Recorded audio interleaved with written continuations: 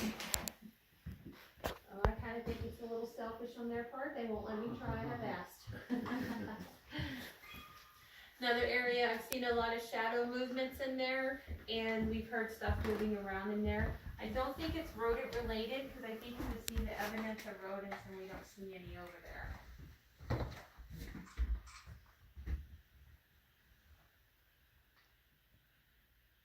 One lady showed me a picture, she had taken my tour the day before, and she brought back a photograph, and it seems like a small child crouching here underneath the staircase. And if I can find them pretty quickly, I know I emailed them, I'll try to pull them up on my email if it'll pull up.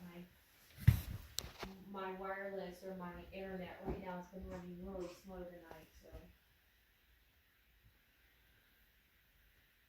We'll have more activity